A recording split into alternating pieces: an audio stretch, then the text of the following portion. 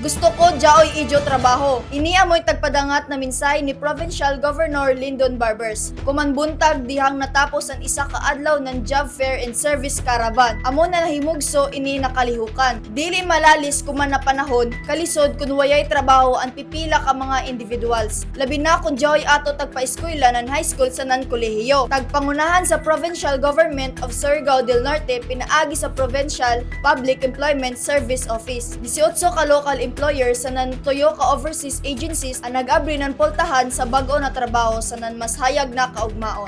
Diin, 5 ka aplikante ang na-hire on the spot. Si Provincial Governor Lyndon Barbers nagpadangat sa ija dako na pasalamat sa ngayan ng ato probinsya ngadto sa tanan employers. Partnered agency sa pagdayanan paglaom sa non-livelihood opportunities sa ato katawhan. Mahinumduman ang Job Fair Service Caravan 2026 at pahigadyon ni atong Mayo 19, 2026 didon sa Provincial Convention Center. Hamok Surigao nun ang nahatagan ng oportunidad ng trabaho sa nanbag-o na paglaom pinaagi sa panaghiusa sa gobyerno sa nan-kadaiyang mga ahensya sa probinsya. Ang Job Fair Service Caravan 2026 kabahin paghapon ini sa isa ka 125th na adlaw ng Surigao Celebration.